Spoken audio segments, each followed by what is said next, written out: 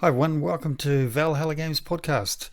This time around we're going to be chatting to Dan, who went to what sounds like a fantastically exciting event in Christchurch, his hometown in New Zealand. And we're going to hear about how everything transpired with the version 3 rules and a couple of little quirky things that came about just due to the preferences of the TO, which is always exciting and always makes things a little bit varied from the other tournaments you've been into. So sit back, relax, open a cold beverage maybe or a cup of tea, and let's hear what Dan has to say.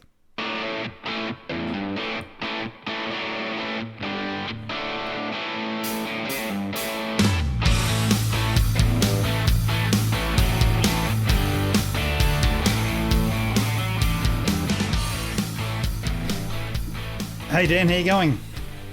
G'day Rex, good, how are you? I'm well, thank you. I hear you played some games. I hear you played some games in the big city of Christchurch, where it must be getting a little bit wintry by now, this time of year. Did you play many games? Did you have a warm reception? And did you heat up the competition? So I did.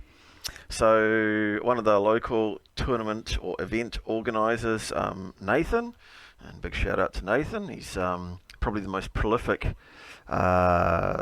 TO in Christchurch and possibly possibly in the South Island actually. So fair play to him. He's been supporting the community for many a year now. So he decided to run a event called Watch on the Waimak. As opposed to Watch on the Rhine, and Waimak is Waimakariri River here, which is a big river that goes through on the outskirts of Christchurch, just north of Christchurch there, but massive catchment area, and it probably justifies in parts comparing it to the Rhine. So Watch on the Waimak, and it was a 1-day 3-game Bolt Action version 3 event. And it was 1250 points, and the kind people at a local store that started to stock bolt action stuff called Iron Horse Hobbies in Christchurch, and Treffers Road in Christchurch, for anyone who's local and maybe wants to find them, have a look it up, find them there. And so they just started stocking Bolt Action, and this is their first event they've held on their premises upstairs. Pretty spacious rooms, and it was went really well. Fantastic. And so I think Christchurch has got a couple of hobby stores already, but you can never have too many hobby stores. Iron Horse, is that in reference to train set guys?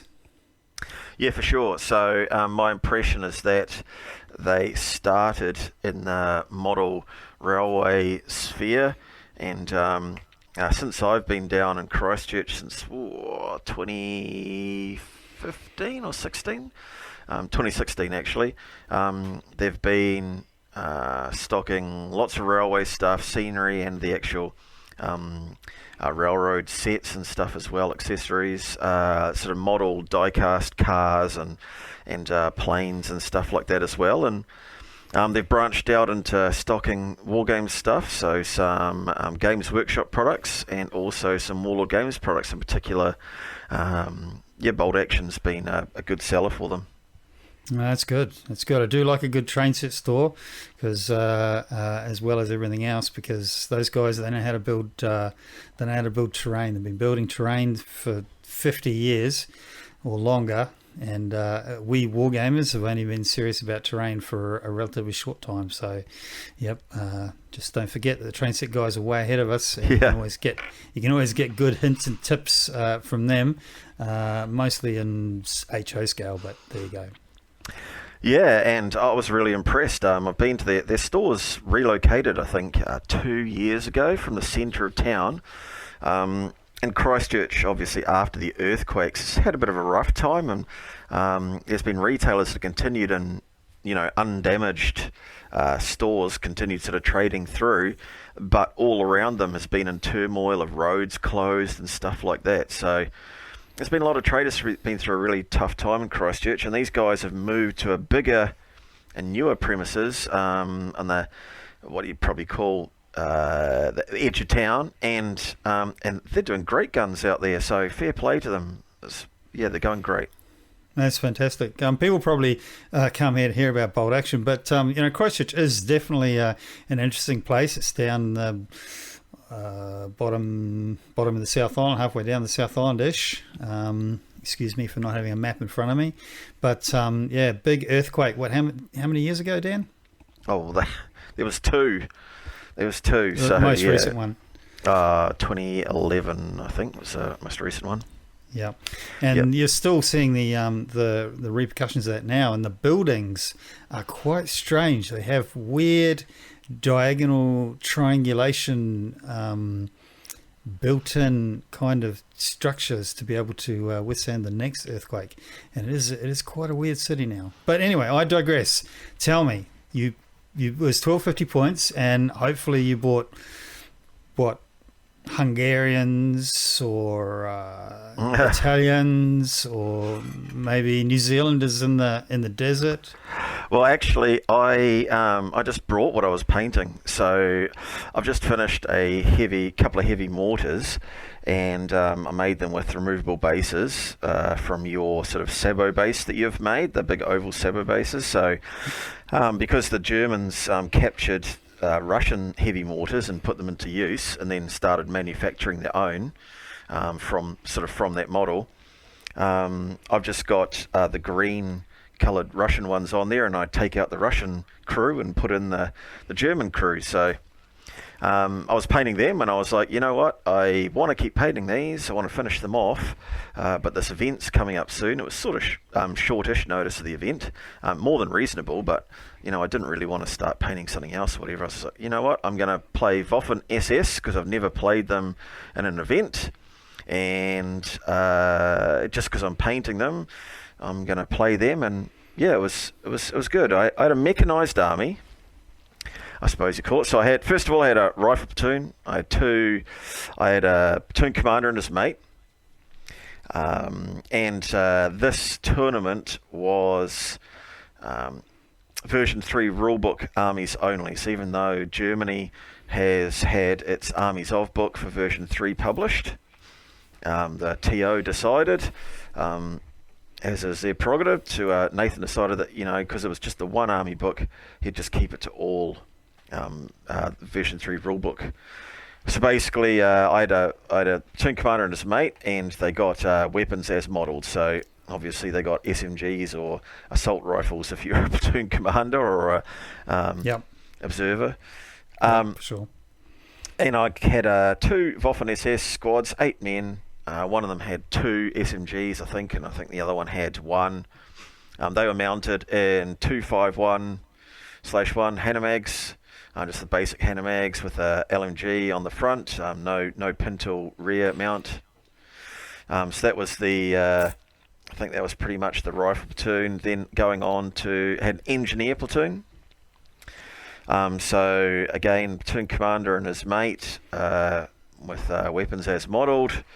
Again, an SMG and a assault rifle, and 8-man pioneer squads.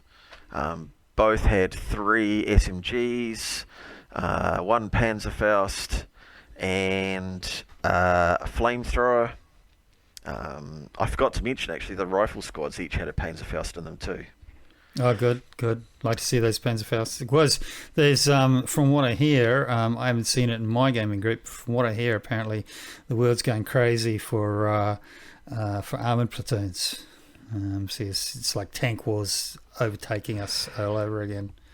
Yeah, well, I'll finish, and then what I'll do is I'll come back to that, because I'll touch on that when you'll see the reason why, probably when I finish my my list. Okay, why you had 75 Panzerfausts? Yeah. Good. The engineers were mounted in their Pioneer wagons, so they're 251 with Panzerbuchse on the front,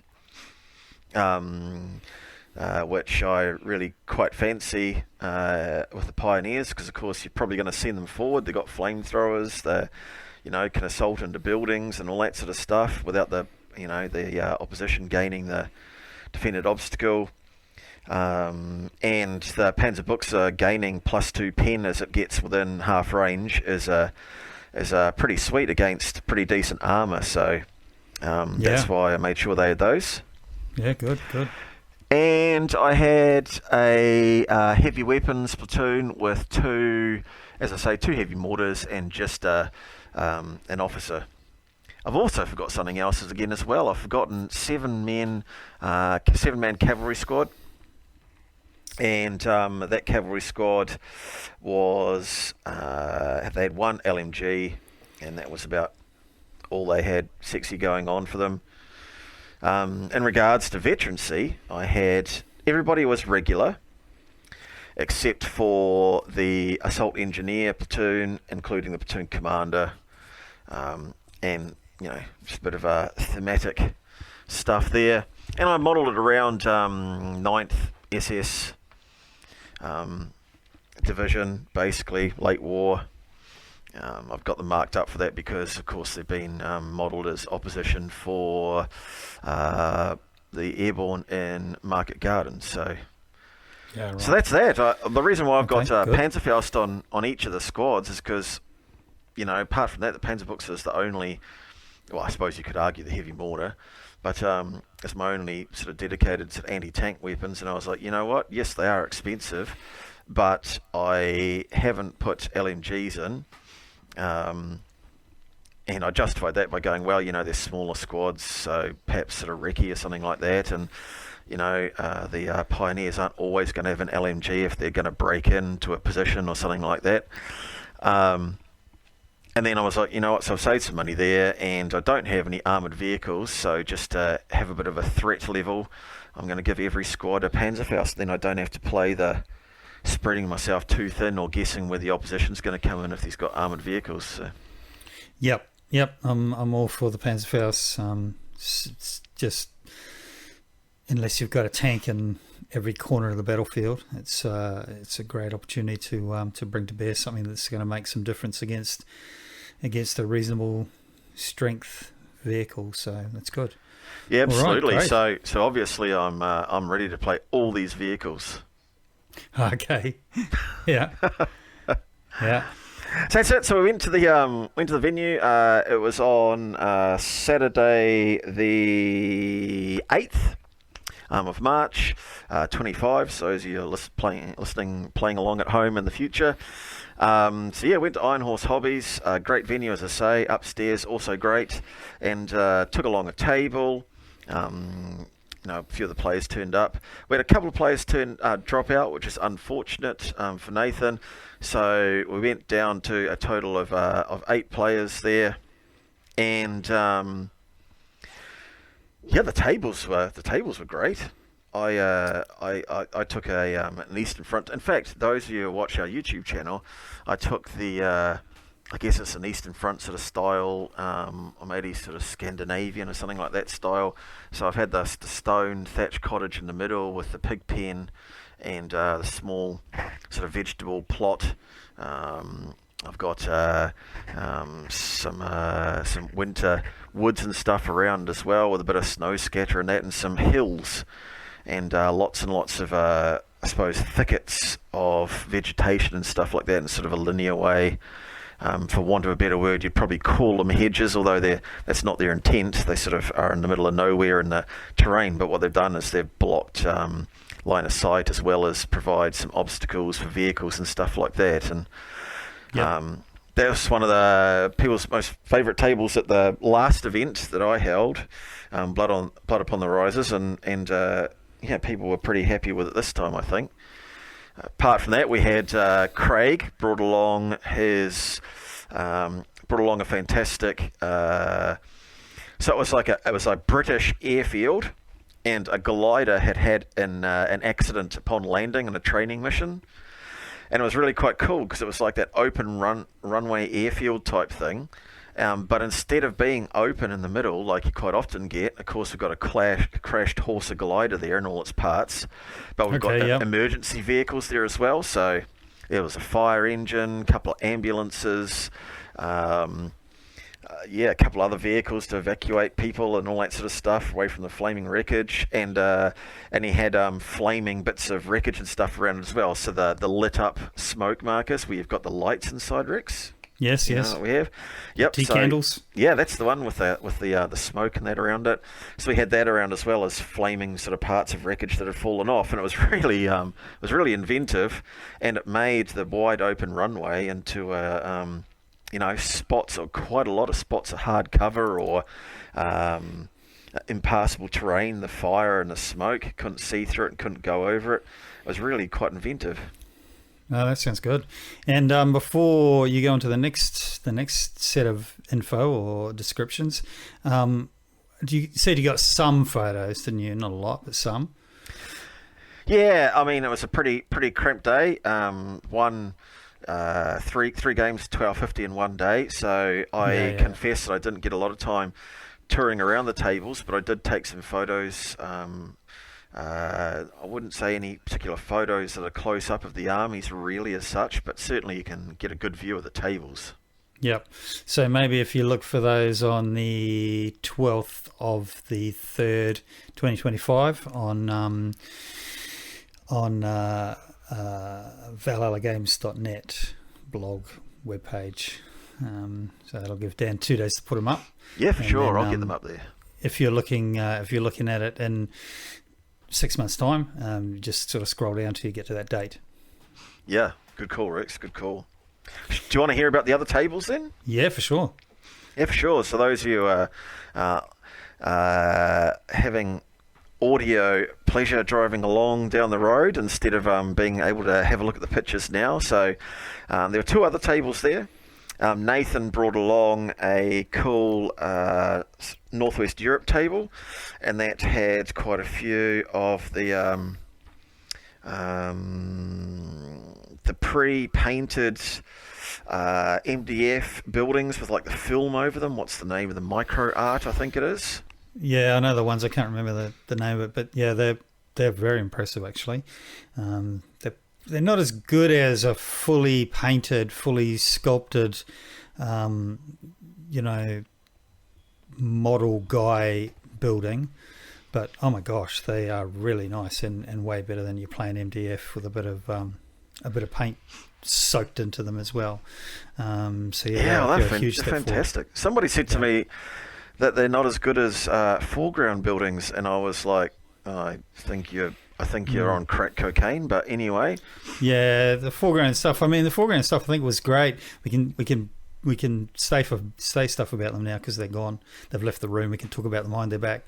But it was great for the time. But technology's moved on, and now they have the ability to print directly onto the MDF, presumably before it gets cut.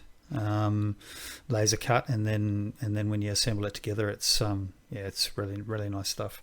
There's a guy in Australia too, maybe in Melbourne, that does it as well. Battlefield Accessories, I think. That's it, yeah.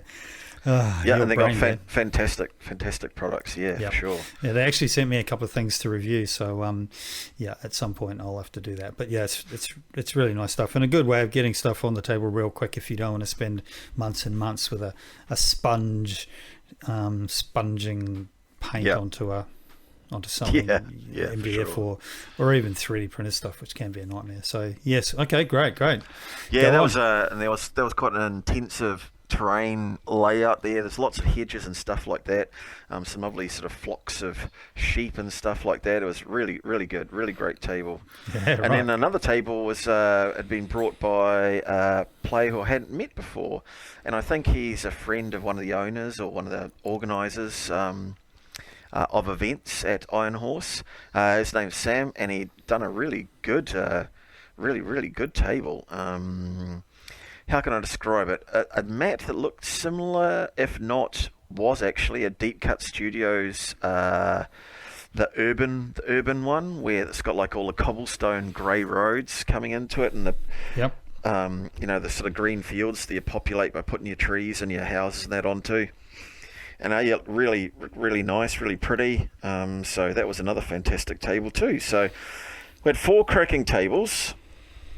And we're all set to go. We turned up early in the morning, got the player brief from Nathan about what was going on, any sort of fixes he had for things. He'd put some hard work into working out sort of what was the terrain on each table, and done some little sort of signs to help people start off their discussion about it, or settle a discussion about it and write it in stone that this is what the terrain was going to be. So yeah, it was a good start.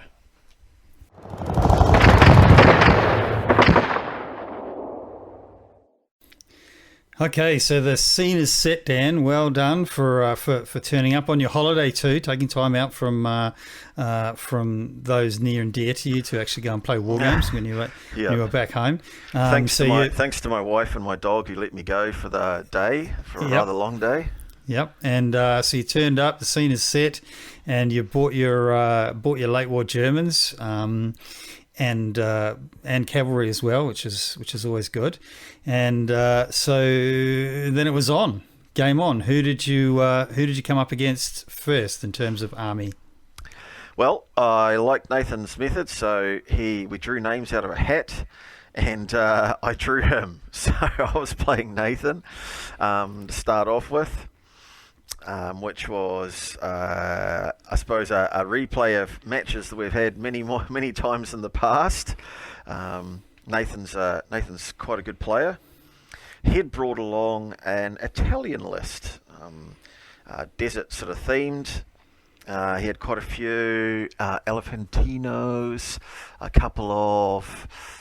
So he had an artillery platoon, infantry platoon, heavy weapons platoon, with both machine guns and mortars. Had a company commander. So he came with a pretty good list, and when you look at an Italian list, you're going, oh, where's the butt in the Italian list now? And of course, there actually isn't a butt in the Italian list these days. It's like anybody else. They don't have the butt. They don't have the Achilles heel that they've had before in the past, do they? Yeah, I haven't either played. I have some Italians, but I haven't either played them or looked at them or even read the rules since version 3, and I haven't played against anybody either. So that is interesting. But it's minor nations. It's a hard sell to say go and buy and spend months painting a minor nation army if there is a big butt and they're not really going to be competitive. So it is tricky if an entire nation is generally accepted to be not as well trained or not as well motivated. Not their fault. No, nothing against the guys, but sometimes an entire nation just doesn't have a good as army as another one. But yeah, how do you do that in terms of a rule set and still make it competitive and fun while staying within the theme? I don't know, but I'm sure you're going to tell us. Yeah, it's a fine line to tread, isn't it? Well, his army, the way he had it, he had a couple of natural characteristics I was going to have to be aware of. The first one was, depending on the scenario, of course, so I think you can't run in the first turn against Italians. So if I was having to run onto the table or something, that would be quite frustrating. And what's the other one? Any units deployed on the table before the start of turn 1 can start the game in ambush. Right. So okay. He's got a whole bunch of MMGs and anti-tank guns, and I've got all my guys packed inside Hanamags. So that was quite tasty. Yeah. And what board did you end up getting? Hopefully a board that wasn't too open. Well, funny you should say that. I got the so Nathan chose, and we got my board, that sort of Eastern Front sort of snowy board. Okay. Yeah. And luckily it's not too open. It's it appears there are open patches where you can manoeuvre and fire lanes, but then after a period of X distance or whatever, you get some cover or whatever there. So sure. I was pretty happy with that, and I think he was too. There's it's a good table for that. So we played The kill points mission to start off with. What is the name of it? I forget. But kill points mission number 1 from the rulebook, and we played. We had prepared positions for deployment. So that's basically like your additional turn where you draw your dice out and then deploy your guys straight onto the table. Yes. So that was tasty because Nathan obviously put a couple of units on ambush, so that was a good start for him. I think that they had probably not gone to gunnery school for a little while though. In the desert, they'd probably been doing other duties, so I sort of got away with it for the first couple of turns. My Hanamag sort of crept ever closer to his positions in his quarter. Yeah, right, okay. So what was and again, most of the games that I've been playing with various people have just been concentrating on one aspect or another, but you played the 4 quarters deployment sort of method. Yeah. Yep. And each of the players that I played against, we decided not to play Fog of War in regards to the deployment. So we were, it was just basically the first 2 types of deployment there. So, yep, so game started. As I say, I sort of went for the jugular, really. I didn't really go particularly wide. I sort of went mostly up the middle towards him. His kill points, he's got a lot of units on the table. I think he had 19 in total. It was either 18 or 19 order dice. Right, that's quite a lot, yeah. Not a single vehicle in sight. So, okay. Yes, there was a lot of manpower on that table. I spotted a couple of things to my advantage, and that's because he has got so much manpower and because he has got to get his guys into the table quarter, but also away from the centre. There's that bubble in the centre, 12 inches, 18 inches, whatever it is. Someone could correct me on that. Basically, so they're quite clumped to start with, so my mortars just basically picked some targets and tried to pin people down from the start. I didn't hit for a good couple of turns. Luckily, he didn't hit with his AT guns and stuff as well. So I managed to cross a few areas of open terrain. When you look at the pictures on our blog, if you're interested or listening to this and you want to check out the pictures as well, so there is a couple of pictures in there, sort of where my units went to. He went straight for the shack in the middle, or the hut, the building, the farm building, with a large infantry squad, and I sort of ploughed towards him with a engineer squad and a rifle squad.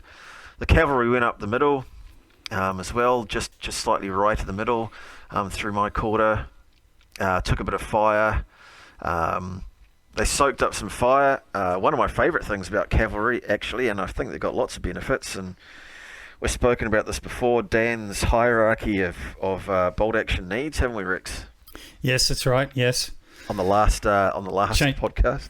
Well, maybe on the next podcast, depending on how we go for going live. But yes. Right. Yeah. But yes, and that thing about movement. Yeah, so they went up the middle. As soon as they got shot at, they basically recce'd away, passed the order test, recce'd away around the back of the hill, which was sort of in my right flanking neutral zone. Went around the back of the hill, out of sight to him, and sort of started flanking him around there. You'll be able to see in the pictures how that worked out. Hanamag got hit finally by his Alfatino, and he had a couple of anti-tank rifles as well. They were sort of pinging at my guys, but weren't really doing anything. Again, I was very lucky they hadn't been at the range for quite some time. Yeah. So my Hanamag was left in a flaming wreck, but luckily the engineer squad got out and went running off towards a sniper team. They managed to flame on and burn out that sniper team. Rolled to see what happened to the flamethrower, and he ran out of fuel. Right, okay. But luckily I've got another Waffen SS squad. with flamethrowers, right? Another engineer squad. So I pushed them up towards that middle building, Rex, and he had a squad of infantry there, like an 11-man squad. I debussed my engineers, all right, and I ran up towards them and unloaded all my SMGs and everything into them, and stoked up the flamethrower. Went to burn them out, missed, and then ran out of fuel with that one too. Right, okay. So unlike the very first game that we played, Dan, which I'll remember forever, it's stinging me still, where you jumped out of a vehicle with a flamethrower, flamed the building caught fire, everybody died, and that was it. That was my first game of Bolt Action ever. I've forgotten that, but I like the way you're holding that close inside. You're pushing it down deep down inside, a place you don't talk about at parties.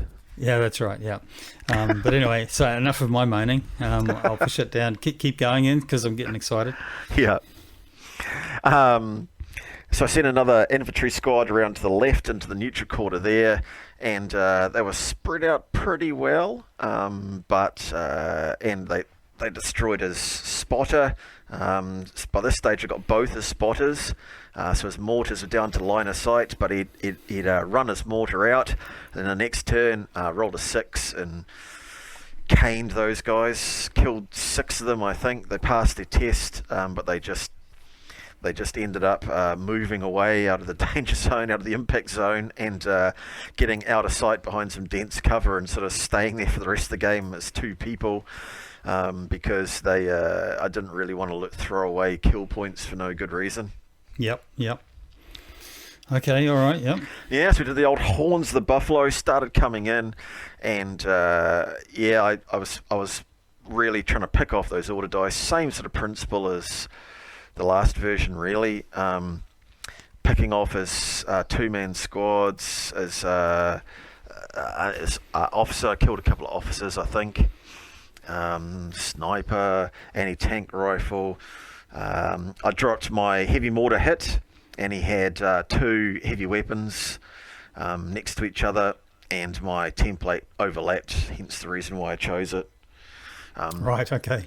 So ended up getting two units for the price of 1, because I killed 2 out of 3 guys in the other heavy weapon, whatever it was. I think it might have been a MMG as well as a Elephantino anti-tank gun. And he bugged out as well. So I'm taking dice out of the bag and evening up the dice advantage, really. And then once I did that, I think it was sort of mano a mano, and I had 6 dice. He had 2, and I think I got up to about 8 dice in the end. And that's the way we finished. We didn't quite play out full 6 turns, but at the end of time, I think it finished about 8 dice to 2. And it was a good game. Fantastic. All right. Well, what did you say? How many hours? What time period you had for the games? We were doing 2.5 hours for the game. Okay, 2.5 hours for 1,250 points. Now, it must be said that Nathan did not include the time to read the mission, set up, and that sort of stuff. So it was sort of like very little of that 2.5 hours is actually taken up by normal game setup, the pre-game sort of stuff you have to do. That's interesting. Yeah, which I thought was interesting because you got pretty much a full opportunity to do 2.5 hours just playing the game. But then on the other side, it finished quite late. Yeah, finished quite late, and I think it could give you the impression that 1250 games weren't really tenable in an event. I don't think that's the case. I think it's about preparation. Maybe we'll talk about it later. Do you think that people are still struggling with the rules book a bit? Are people still pulling up the rule book and going, "Oh, hang on, I thought that changed. I can't remember what it was," and spending forever looking through the rules? Because that's what I'm doing. Yeah. Well, I think anytime you get a new version, right? People are doing that. Yeah. So you have the rules that you were absolutely certain you knew from the last edition. You thought, and then you're like, is it the same or not? So you're having to look through just to make sure you're not playing the wrong rule. But then, of course, you've got stuff like, to me, the pre-game, because there's so many different phases of the pre-game. rolling for your mission and rolling for your deployment type, rolling for the table setup. There's actually quite a lot of stuff goes in there that if you're not sort of fluent with that, if you're not playing many games, it takes quite a while. Yep. I think one of the things you can do is, and I was ably assisted in this by Craig in the last event that I ran, and I'd certainly continue it again, is if you're doing predetermined mission, predetermined table setup and deployment type, then put it in a nice sequential cheat sheet, and then leave it on the table, so you don't have to flick backwards and forwards 6 times through things. You're just there going, bang, this is what I'm playing, this is how the table's laid out, this is how I deploy my guys on, this is the time when infiltrators deploy. So I think that's a big time saver, and with that, I think 2.5 hours for a reasonably experienced person playing, I think you can genuinely get your whole game, including that pre-game stuff, into a 2.5 hours. And if not a whole game, then you can certainly you certainly got a chance to meet the victory conditions anyway, playing to the 5th, 5.5 turns or whatever. Yeah. All right, so that's the end of game 1. So you won that one. And was there extra secondary objectives or anything, or was it just rule books? So it was 3 points for a win, 2 points for a draw, 1 point for a loss. And then we went into victory points, which is something that Nathan favours, and that is basically get points for everything that you've actually destroyed in your opponent's armies. There's a little bit of mathematics at the end. There's no subtracting what you've lost; it's all what you've killed, and that was just basically a tiebreaker. But that's also going to tie into a bit of a series that he's having, so I'll talk about that probably later too. So. But basically, it was missions from the rulebook,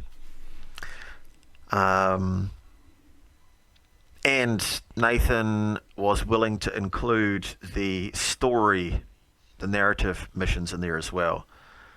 So he was rolling a D12 and picking, and basically working out from those full 12, and we'll probably talk about that again later too. Yeah. Okay. All right. Interesting. Good. Yeah. All right, so game 2, and then lunch after that, I presume? No, we had some lunch. Had some lunch because we were hanging out, and I had a rotten sleep the night before. I was fried. I caught myself talking nonsense and making some dumb mistakes pretty much all day, actually.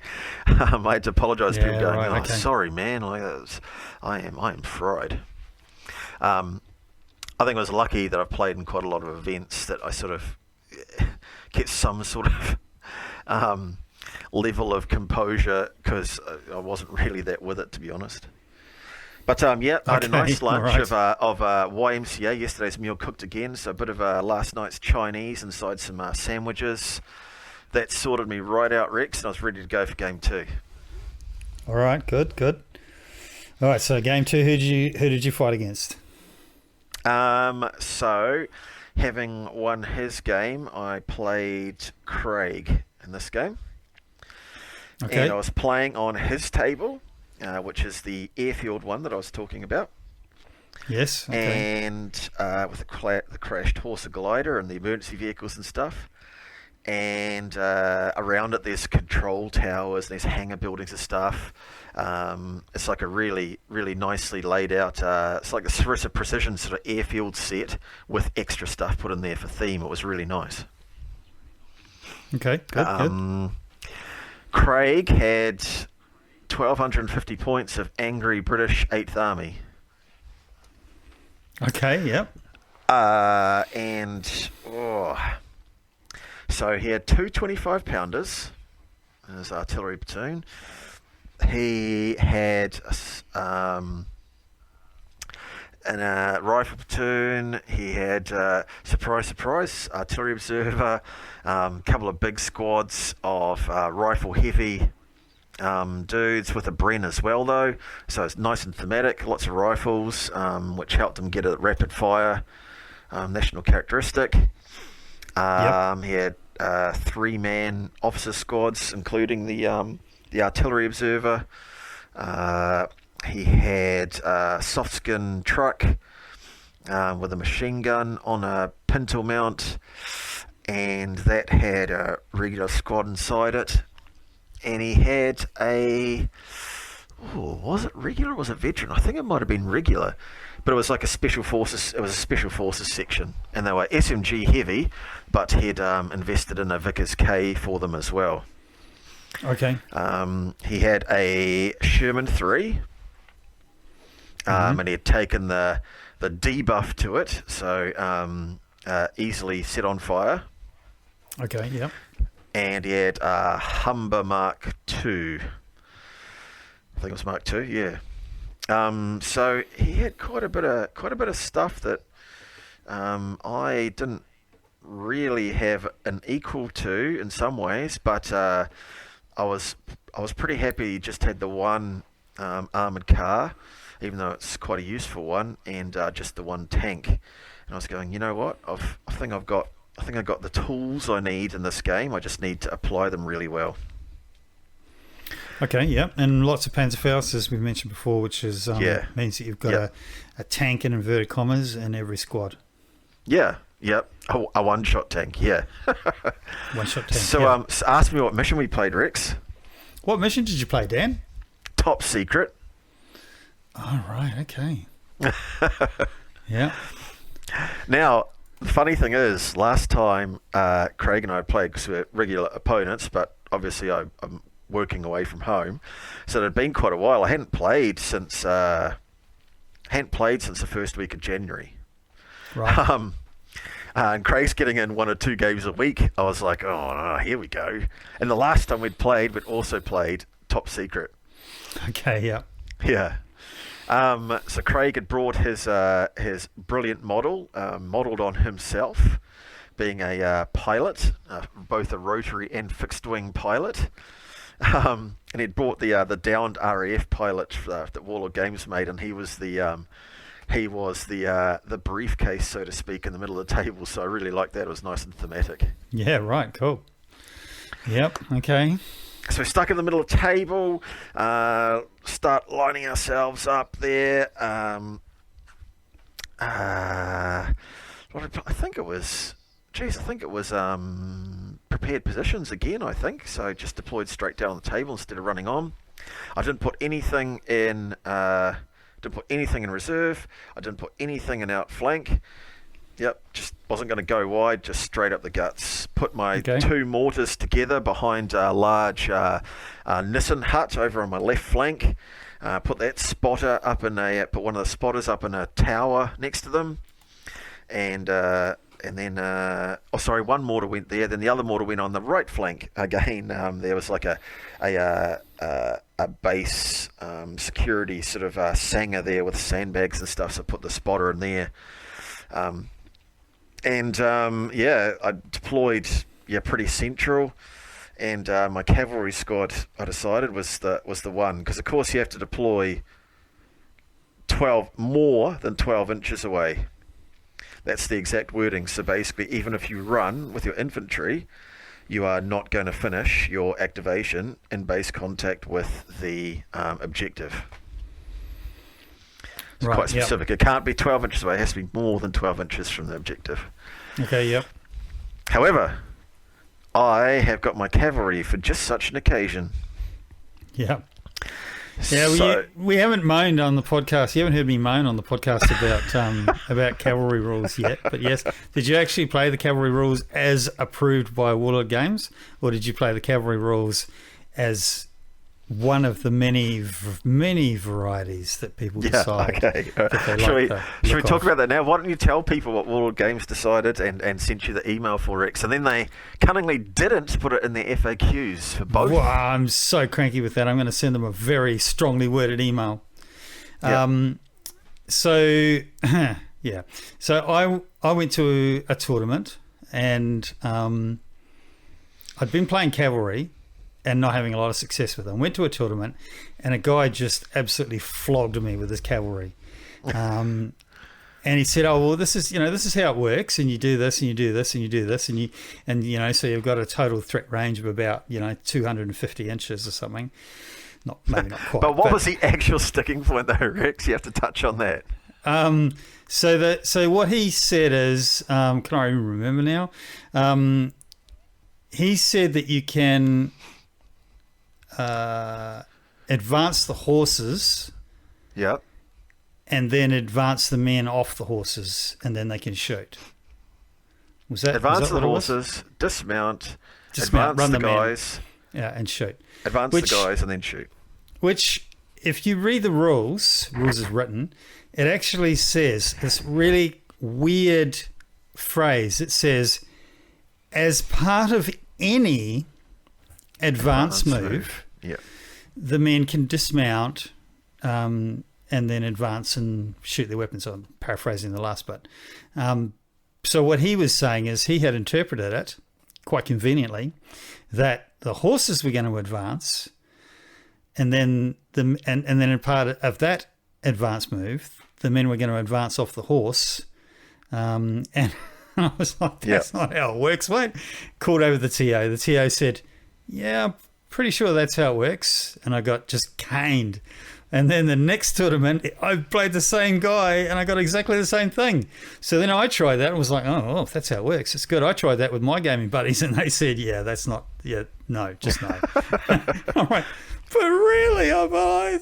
And so I sent an email to Warlord to their info thing, got a job number and everything, a ticket number, and had a conversation with the guy, and he went away and talked to whoever he had to talk to, came back to me and said, no, the way that it works is you can either advance the horse, or you can run the horse for that matter, or you can advance the man off the horse, i.e. the horse remains fixed in place. The one order dice, because that's the trick, that's the difference between it and the vehicle. You give the order dice to the man gets off the horse as part of his advance move, advances and shoots. So, he can move 6 inches and shoot whatever, 24, whatever it is, as opposed to, the horses running, advancing 9, and then the man advancing 6, and then shooting 24 after that. So you get it across the whole table. So that dumbed it down a bit. If that's I can go either way. I'm happy with Tiger Fair. If that's the rule, I'll play it like that.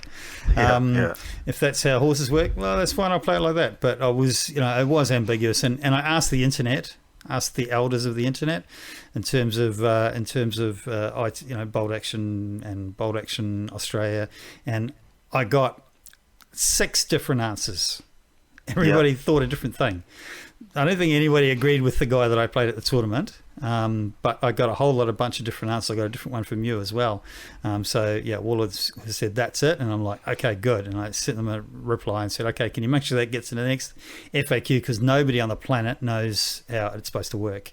And then they didn't. So I'm going to have to follow them up. But they sent you the email. You're the only guy on the planet who knows for sure. I'm the only guy on the planet. So if you want a PDF copy of the email chain from Warlord Games to prove beyond the shadow of a doubt that tank has 4 rivets and not 5. No, sorry. That's the way the horses work. Then send an email to rex@valhallagames.com.net. Sorry. You know what you should do? You should just snip out that part of that email and put it as a picture when I post the pictures of this event, so people who are listening to this can see it all at once. Yeah, I'll do that. But hopefully you towed the company line and played your horsies like that. I did. There was a bit of a pause there for a moment. I'm thinking, okay, how did he interpret it this time? All right, so you've got your horse rules all sorted out, and you've got your guys there and ready to go. I'm assuming it was a fairly open table based on what I'm envisaging. Maybe not, though, because you said there was quite a few buildings. But anyway, let us know how it all unfolded. Yeah, so basically I sort of went straight up the guts. I had the cavalry in the middle, literally 1 inch either side of it was 2 the two engineer units and Hanamags, and then either side of them or the two rifle units, rifle squads and Hanamags. Obviously, I've got all the platoon command loaded up inside them as well. And yeah, just went straight up the gut. So the Hanamags went forward. They created a screen and basically, best they can, sighted themselves so they had enemy in their arcs, but then also blocked off the open piece of ground between the bits of hard cover, and basically situated itself so that it was blocking the line of sight and or fire lanes, getting hard cover. Then I ran up the cavalry in the middle and finished my activation, seized the objective, started getting heavy fire because I couldn't block all the gaps. Started whittling down my cavalry. Craig ran forward. He's with his infantry in the middle. He was doing a really good job of finding all the gaps in my cover, even the cover I'd created myself. So I got this cavalry squad about halfway to the edge of the board, which is my right flank, before Craig finally picked off the last of them. He called in the artillery strike as well. That killed a couple of them too. So yeah, they're in a pretty bad shape. They finally died off. Luckily, I'd moved up a last squad blocked off his flankers. He did have a squad on outflank, and I thought if he's chosen his left flank, my right flank, which I'm heading towards, because of course I'm heading towards my deployment zone edge, the 12 inches up the side. Right, okay, yeah. I'm thinking your back edge, but no, it's the side. Yeah, okay. Yeah. Well, I mean, it's either, right? Because I had the long table edge, so I was thinking, there's possibly a little bit less, probably a couple of inches less where it was around the cover, because there was the big hangar that we were classing as a ruin there. So I was like, oh, wow, all right. So I pulled on some guys and zoomed up there with the Hanamag, blocked off that there in case he was going his left flank, my right flank for his outflankers. And he zoomed on his truck with a squad in, and they were halfway up the board then by the time they dismounted. They picked off a couple of infantry dudes as well. So the briefcase, so to speak, the pilot that had the information was getting passed between them. And it sort of came down to who got the next order dice in this turn. I think we're up to about turn 5 now at this stage. Right. I'd gone to assault his artillery officer twice, and both times my regular squad, regular Waffen SS with one pin on them, failed and went down. So he called in another artillery strike. I was like, damn it. Okay, sounds pretty tense, like a fun game for sure. Yeah, his Humber went right flanking, and it was busy picking off my heavy mortar crew. My other mortar went on my right flank, managed to get a lucky 6 and destroyed his squad in the open. I charged his officer squad right in the middle of the table as I think it was a platoon commander for his rifle platoon, I think. I was like, you know what? I had 3 men left in a engineer unit. One of them had a flamethrower, and I was like, I should really flame this officer unit. And then I went, nah, Waffen SS. I'm gonna just. So I assaulted him in the open, and he killed me. Yeah, because assault and or close quarters in version 3 is simultaneous, rough. And he had three dudes with SMGs, and with the reroll. First of all, he hit me with 5 out of 6, and then his reroll for tough fighter, he hit me with another one. Yeah. So all my guys had died twice, and I rolled the dice and got like 1 kill or something. I was like, ugh. Yeah. So I learned from that, but it was worth doing it. It was very SS-ish. Yep. Yeah. So I handed the briefcase over, and he brought on his veterans, his Vickers K, the Special K. The Special K killed a couple of dudes at a longish range. But yep, I luckily just had everything shielded off too well, and eventually when I got my first order dice of that turn, which I think was the second dice out of the bag, I just disappeared off the table and secured a win. It was pretty hard fought though, but yeah, secured a win. That sounds great. And very thematic for the table as well. Airfield, downed aircraft. That was great. It was great. So Craig left the pilot there for the next guys so they could use it in some decorative way. It was really cool, and it was a tribute to his ingenuity of how to improvise and create some cover in that runway, in that scenario. Because how many times we see a wide open airfield, which is fine because you're going to run into. Sometimes you do get that, but you get makes it tough for depending on the scenario for a competitive game. So that's really. But great. I mean, he'd done a great job of positioning his guys and manoeuvring his guys to fire in between the cover that was there and the cover that I'd sort of made myself. Yep. I just got on the objective first. I love the cavalry for that, or a dudes in a truck or something like that. Yep. And just this time managed to get off the table, unlike last time where we got a draw and Craig managed to stop my guys getting to the table. So I was like, not this time, Craig, and finally ran off. Oh, that's excellent. Sounding like a great day. So that's 2 wins to you of a 3-game. So you must be feeling pretty happy with yourself in terms of your competitiveness, considering you had a bad night's sleep and you went on the ball exactly. But then the next game, I guess you're fighting someone that's also won 2 games. How'd that pan out? Well, I was fighting Al, and Al's in the Christchurch Wargaming Club, and played him before many a time. He's a fantastic player and a nice bloke, and we always had a good laugh as well as a good game. I think he'd drawn 1, I think he'd drawn 2 actually, or something like that. So, but he's a good player. So the fact I'm playing him is because he was number 2 at that stage, was indicative of how good a player he is.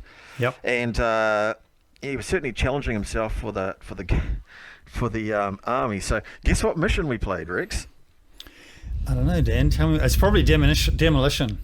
Was it demolition? No. Okay. No. Envelopment. All right. Okay. So first of all, I say to Al, "Hey man, I haven't played on either of these 2 tables," and he said, "I have played on these 2 tables." I was like, "Damn, it's that situation you don't want, right?" Yeah. So he said, "Well, how about we play on this one here, this village, this town with all the cobblestone roads and stuff." I was like, "Okay, cool." And he said, "I'll play on the other side, to the side I played last time." And I was like, "Cool, mate, cool, no worries." And then we looked expectantly at Nathan, and we said, "What are we going to play?" And it was envelopment. So we're on this table with all these roads, and some of them are blocked off, some of them not so much. And then I rolled to see what I was going to be, and we rolled off, and I won. So I was the attacker, so moving off the table, which is probably the best for him too, because he had an all-infantry force. Okay. I was going to be my next question. Did he have everybody in a truck? Because that's a bad draw when that happens. Yeah. So that I've got like every squad's got a Panzerfaust. Yeah. Well, yeah, but you do have 2 tracked vehicles at least. Yeah. Well, I should say. Yeah, I do. And I should say, because I didn't mention it, but I fired a Panzerfaust at Craig's Sherman in the last game. Yep. And I think it bounced off and did nothing, it certainly didn't do much anyway. And it was the Panzer books at close range with the +6 that did it for. So. Right. Okay. Well, there you go. So I have got the tools at close range. That's for sure. Yep. Alrighty. So what table is this? So this is on the cobblestone table. Oh, yeah, you said that cobblestone table. All the roads. Lots of roads. There are some stuff blocking it as well. So Al's got all infantry, so he's got lots of squads, so he can actually block things. He's got HMGs, he's got a couple of HMGs, he's got a couple of mortars, medium mortars that is. He's got a couple of medium machine guns. He's playing US Marines. He's got a sniper. He's got, I think it was 3 bazookas, something like that. Don't quote me on that. 2 or 3 bazookas. So he's got certainly the tools to make my day a bit of a nightmare, and I think it's a pretty good matchup in that regards. But yeah, I think it might have been a bit of a perfect storm for him coming up against a mechanised squad, mechanised army though. Okay, tell more. Yeah, so again, I split my mortars, left flank and right flank. Got the spotters in the best position they could. This mission has got preliminary bombardment, so I'm hoping that's going to do some damage. I place all my vehicles with all the dudes inside, so every unit on foot that I can is going in a vehicle, in the Hanamags of various types. And yeah, I'm just gonna run at him and try to get off the road before he can redeploy or before he can shake the pins off, hopefully. So did you play it as per the rule book where you roll for a preliminary bombardment against him only? Yep. Okay, because as you remember, quite often we've played in tournaments that we've played in, you roll a dice and then you both get it. I think that's if the scenario is that both sides are to have the possibility of getting it. Yeah. Then you roll one dice and then you both either get it or you both don't get it. Yeah, right. Whereas this one here, because it's an attacker and a defender. Yeah, that's right. Because we normally don't play attacker and defender scenarios in a tournament so much that we've experienced anyway. Yeah. Well, I think the ones in Australia but I have here. Yeah, right. Okay. Yeah. Okay, all right. So did it come in then? Yeah, it came in, and those of us who aren't particularly fans of preliminary bombardment, this will totally shock and surprise you. So went down the line, got pins, hit two units. One of them I rolled a 1 for damage for one guy. The other one I rolled I killed the sniper's mate, so he passed his test though. So just a bunch of pins that he had to recover from in turn 1, whereas I just ran at him turn 1. It's like, well, yeah, it's pretty much like every preliminary bombardment game. Yep. So I just closed the gap really fast.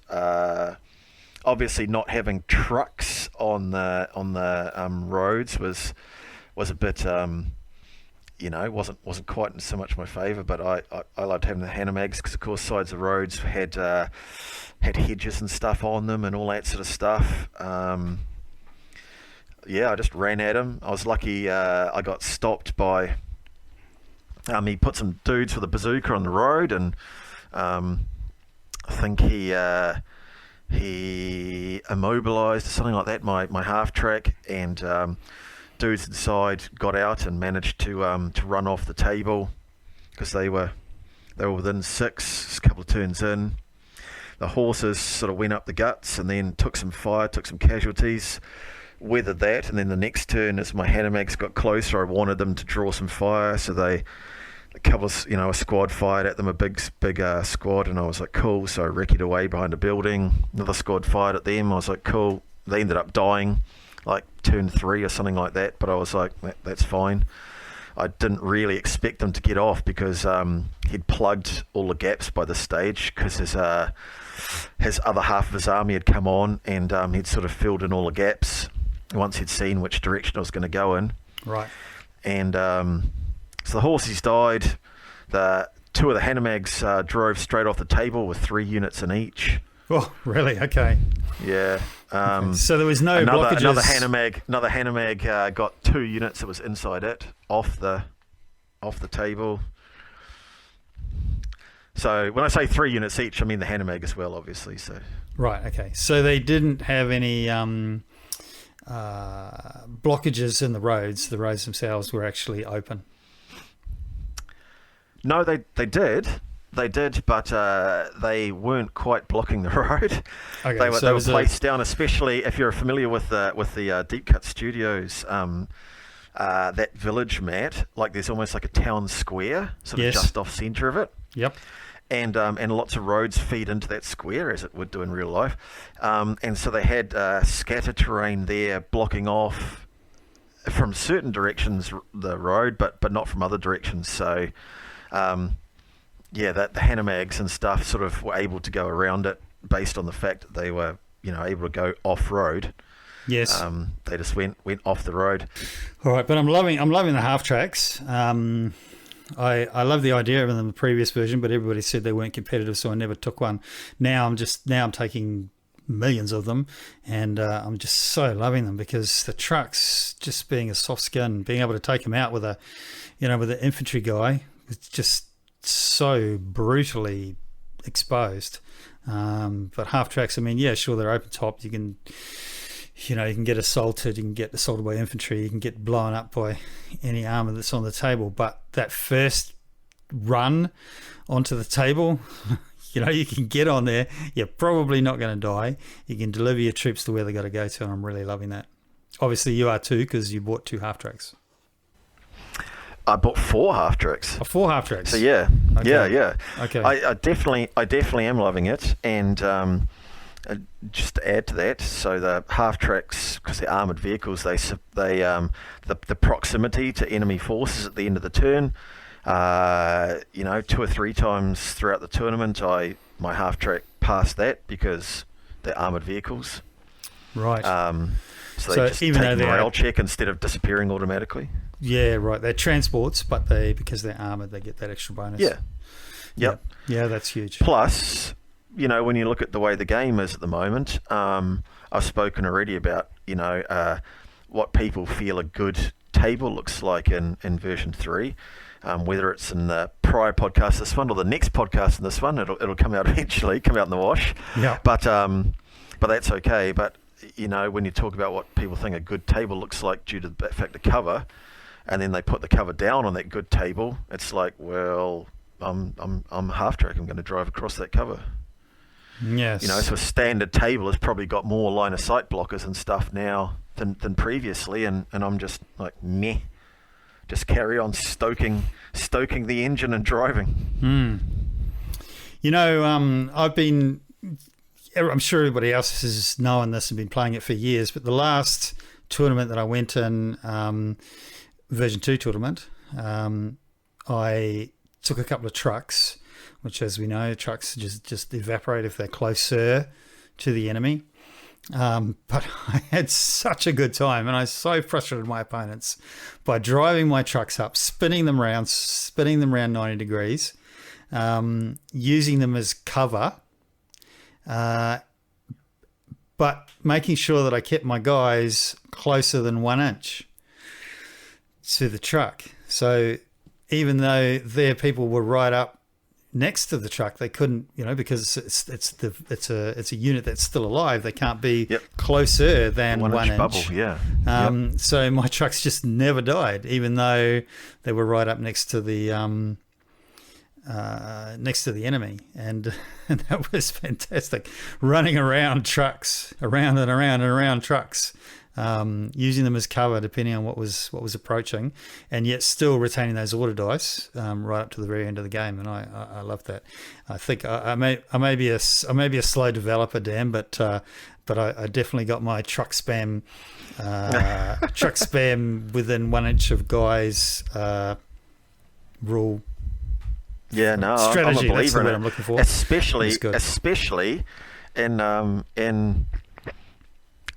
like in a game like Top Secret, you're creating a channel for your guys to go down. You've got cover. Your cover can actually move if it's not immobilized. And top tip to anyone: if you're going to make a model truck, put the canvas back on it, because then if the other guy can't see you, well, he can't assault you and he can't shoot you. Yes, that's a good point. Yeah, because those trucks you normally see around. How do we feel about looking under a truck, Dan? Never had anyone ask me that question. If you can see them, you can see them, right? You can see his feet. Yeah. Yes, I remember a certain Mr. Medbury at a tournament played that with me, and he just did something completely unexpected, and he said, "Yep, well, I was sure I was going to win." And he said, "Yeah, well, I was sure I was going to win too when somebody did that against me 5 years ago, and I've never forgotten it since." So that's using a truck for shielding in Top Secret. So, yep. I'm going to keep that one largely under my hat, though, that strategy. This is the way. Yeah. So the fact that we shouldn't publish this podcast? We shouldn't. No, we'll redact it. Okay, we'll redact it. So if there's a lot of beeps, then withholding to protect the innocent. So you've got your million half tracks with a million guys off it, and they're all racing off the field. How did it end? Yeah, it ended up. I got up to 18 victory points for getting guys off the table, and 1 victory point as well. For I was 18 was guys off the table. Yeah, guys off the table. I think it was 1 more or something for destroying his sniper team. Okay. And we looked around and we both looked at each other and we knew the score. And Al's a great guy, and he knew exactly the same moment as I did. I looked up when he tried to shoot me as I got off the board. He had guys in ambush. He had a bazooka team in ambush. It did nothing. He had an MMG in ambush. It did nothing. And this unit trundles off the board, and I looked at him and I was just about to say, I don't think you've got enough left on the board. And he looked at me and he opened his mouth as well, and we sort of said at the same time, you literally he couldn't win that anymore because he couldn't destroy enough units. Yeah. So it was a draw then. Me. No, it was a win, but it was a perfect storm for him. Yeah. It was a perfect storm, and he did a good job, and Yeah, so a lot of that was army choices. You had a mechanized army and he didn't. So in other scenarios where he had, man spam, and he could have held objectives in that, especially with the new objective-based scenarios. Was it D6+1 or something? I can't remember. I haven't played enough. All I've played is just kill point missions. D3+4. D3+4. But it's just so many objectives that unless you've got Soviet army spam or by the sounds of things what your buddy had here, you can't really, it's very difficult to hold or contest enough objectives. So in that instance, I don't even done better. Yeah, I don't even that mission, if he had multiple objectives, he still would have been in trouble because they're sticky. I just would have got there before him. I could touch the objective at the end of my activation and then continue on with my cavalry and all that stuff. Yeah, that's why cavalry. What do they call it? Sorry, you go. The sticky objectives? Is that what you're saying? No. I was just going to say, what do they call it in the rodeos where they have all those barrels in the middle of the rodeos, in the Wild West, and the horses just run round and round them? Yeah. Isn't that called barrel racing? Yeah, I don't know. But I'm envisaging that with your sticky objectives and your horses. The world needs more cavalry, Dan. That's what I think. You've encouraged me. Well, they aren't all that because, you get -1 to your cover save. So they can die quite easily. They're quite tall as well, so true line of sight. They can, but I found, because we didn't have these objective games apart from the top secret one, they were fantastic bullet magnets. I drew so much fire with them that I didn't want to be directed towards key units. I was just like, you know what? And then of course you can recce once, and then you get some other units fire at you, and you're just like, well, every unit that whether you're firing is one less unit to fire against the units that I don't want you shooting at. And plus, if you're smart, you can recce away from some of those things as well, so you actually don't get hit, and you draw the fire. So, yeah, the world needs more cavalry, Dan. I'm bringing a 100% cavalry army to the next tournament. It'll be great. Righto. What could possibly go wrong? Yeah. So that was it. That was the unfortunately, because it was that choice of allowing that scenario, opening up the story narrative scenarios. Yep.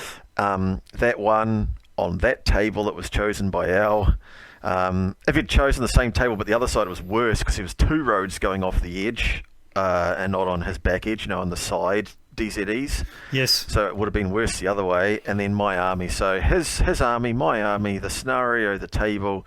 It was just a perfect storm for him. And I won. I think our game took an hour and 20 minutes, something like that. But that was no disrespect to Al. He did the best he possibly could with it. It was just a perfect storm, as I say. We had a really great game as usual.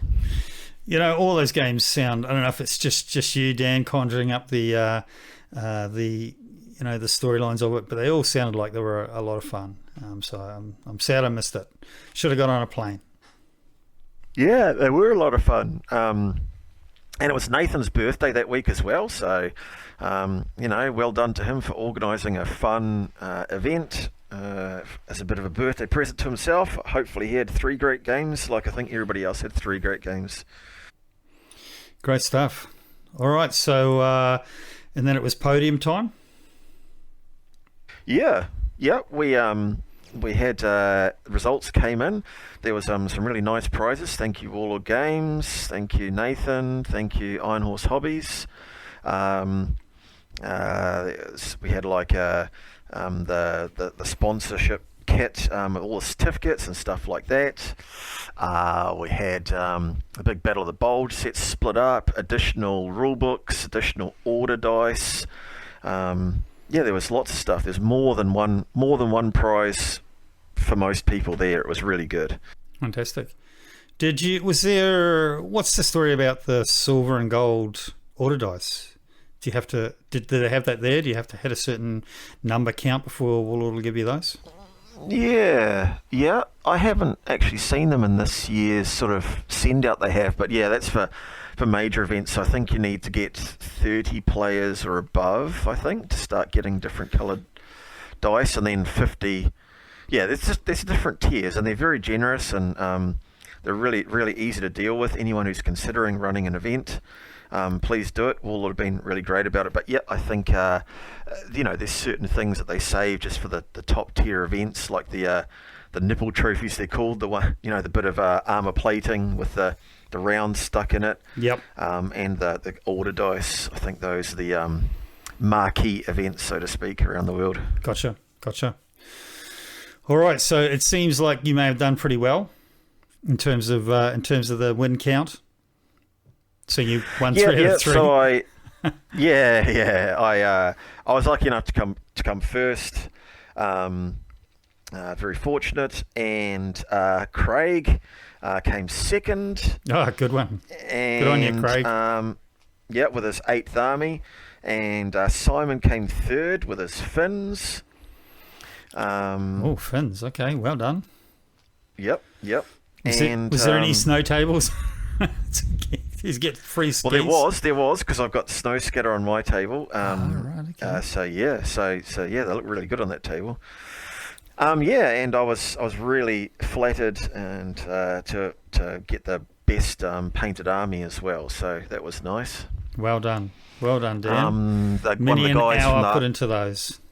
Yeah. One of the guys from the hobby store down below came up to judge independently, and did best painted, and did best table as well. And I was fortunate enough to get best painted, and it was great. When I went there, I was like, you know what, I'd just like to get best painted. Hopefully I'm in with a chance. Yeah, Put a lot of effort into these guys, so yeah, it was nice. Yeah, well, thanks for giving me a recipe on how to paint Waffen SS. Yeah. I've only been working on mine for 18 months now. Yeah. Well, I've got, 6 guys painted? Nah, it must be up to 12 now, surely. No, it's only about maybe 8, I don't know. I haven't done. Well, I saw your progress on faces the other day, and any skill fade you'd had from not painting quite some time with all your work stuff and family stuff going on. You've certainly got it back. The faces are looking great. There's some precision in those eyeballs. Yeah, skill fade. I've never heard that term before, Dan. I've learned something today. Yeah, I didn't paint anything for 8 months, solid. So didn't pick up a paintbrush. Just busy with work, and but I'm back into it now. Half an hour a night minimum. Nice, good on you. Yeah. Good on you. And that was the end of the event. Everyone had great things to say about it. Everyone really enjoyed it. And big thanks to Nathan, big thanks to My Norse Hobbies and the sponsors Warlord for a fantastic day, and big thank you for the players who came and played in a fantastic spirit of things and brought along great tables to share with us. I really enjoyed them all. Thanks everyone for putting in the hard work. That's excellent. Yeah, it's great to sometimes it feels like a long time between drinks, so it's great to just spend the day with mates and roll some dice, have some fun, make some bad decisions, as I say. So yeah, that's really great, Dan. Well, thanks very much for sharing that with us. You've inspired me.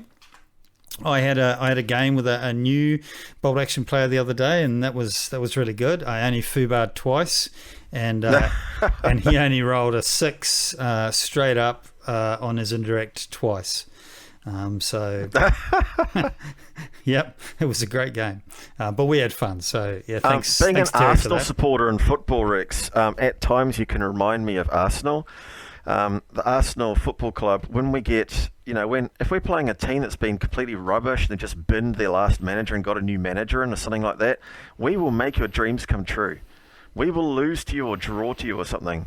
Draw with you, that's what we do. And Rex, when you're inducting a new player into this game, you put yourself on the line, man.